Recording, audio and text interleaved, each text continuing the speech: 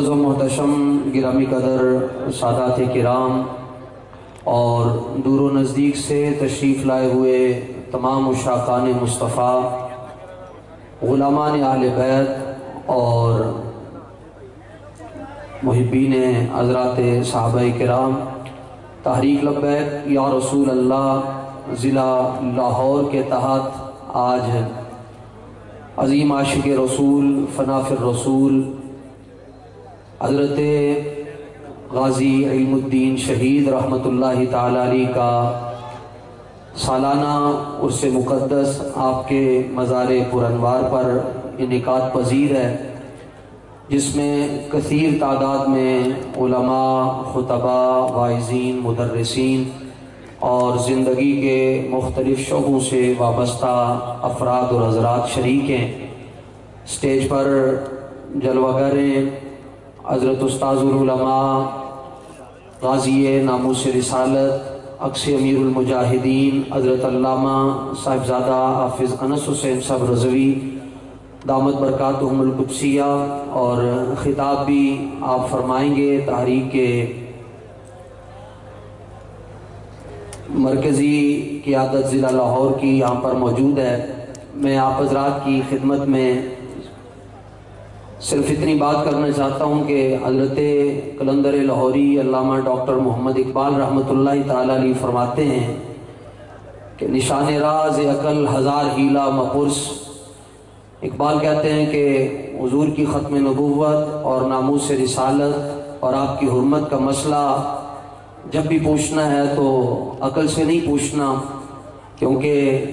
عقل تو ہزار ہیلے، بہانے، وجوہات، تقاضے اور حالات کا روتی رہتی ہے، تو پھر کس سے پوچھنا ہے؟ اقبال کہتا ہے بیا کہ عشق کمالے ز یک فن دارت۔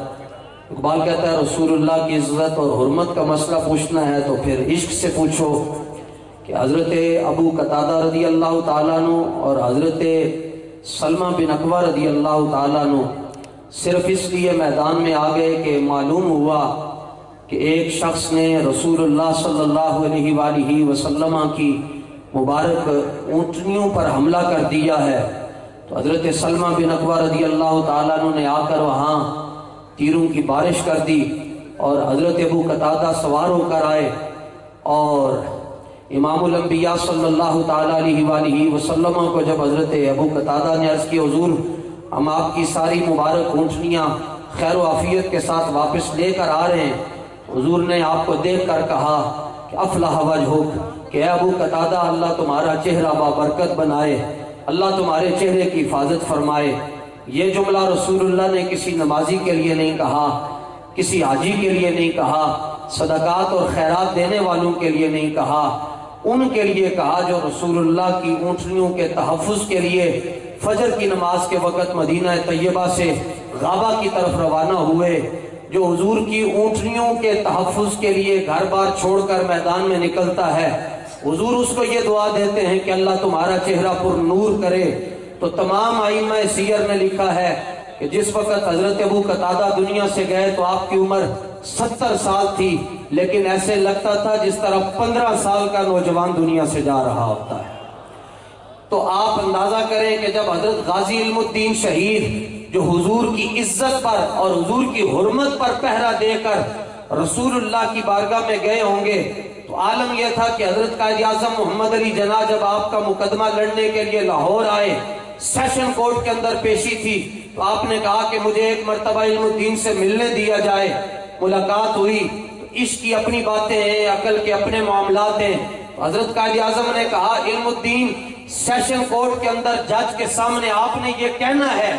کہ راجپال کو میں نے قتل کیا، لیکن بس ایک جملہ میری مرضی کا کہہ دے تو میں آپ کا ہاتھ پکڑ کر آپ کو باہر لے آؤں گا، آپ کی رہائی کنفرم ہے، آپ کی ضمانت کنفرم ہے، اور آپ کی بیل کنفرم ہے۔ یہ آپ نے کہنا ہے کہ میں ہی ماریا ہے، لیکن بس اتنا کہہ دینا کہ جج صاحب جدو میں ماریا ہے ادو میں ہوش اتنی سا۔ علم الدین قائد اعظم محمد علی جناح دی گل سن کے پھڑک اٹھیا، کہنے لگا جناب اے کہندے ہو کہ میں کہاں کہ میں ہوش اتنا ہی سا، بادشاہ زندگی چ ہوشی تے کوئی واری آیا سی۔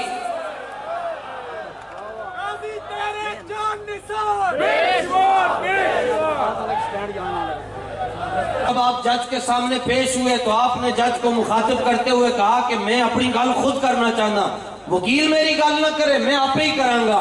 حالانکہ کسی مدرسے میں نہیں گئے، کسی سکول میں نہیں گئے، لیکن جب عشق سکھاتا ہے آداب خودآگاہی،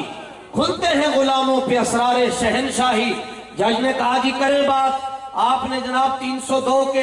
دفعہ 302 ہے آپ پر، آپ نے ایک انسان کو قتل کر دیا۔ حضرت علم الدین پھر بول اٹھے، آپ فرمانے لگے جج صاحب میں انسان نو نہیں ماریا، میں تو شیطان نو ماریا ہوئے۔ تو جج اپنی کرسی دو تو پھڑک کے کہنے لگیا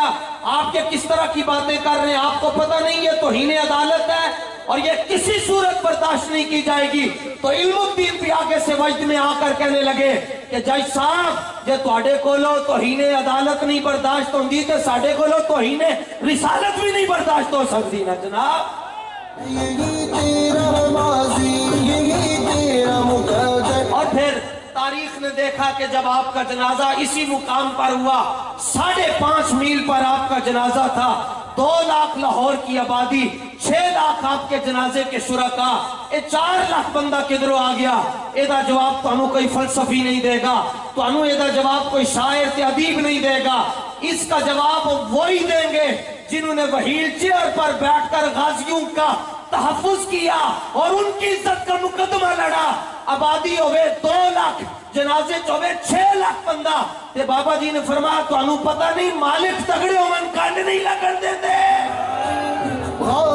اور پھر جنازہ سید دیدار علی شاہ صاحب نے پڑھایا۔ آپ محدث، شروع سے لے کر آخر تک آپ سید بادشاہ اور اعلیٰ حضرت کے خلیفہ، وہ کنز قدوری نور النساء سے لے کر بخاری مسلم ترمذی ساری کتابیں آپ نے پڑھائی، لیکن قیامت تک جب بھی سید دیدار علی شاہ صاحب کا تعارف کروایا جائے گا اس لحاظ سے نہیں کروایا جائے گا کہ وہ محدث بہت بڑے تھے، اگرچہ وہ محدث ہے، جب بھی آپ کا تعارف قیامت تک کروایا جائے گا تو یہ لفظ ضرور آئیں گے دیدار علی شاہ ہو بابا جن علم الدین کا جنازہ پڑھایا سے۔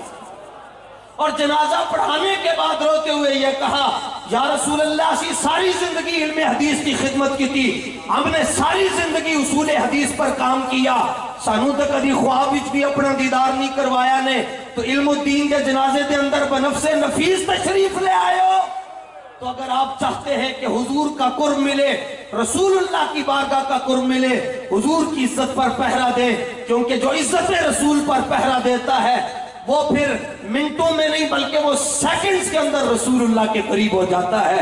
اللہ جل شانہ میری آپ کی ہم سب کی حاضری کو اپنی بارگاہ میں قبول فرمائے۔ وآخر دعوایا ان الحمدللہ رب العالمین۔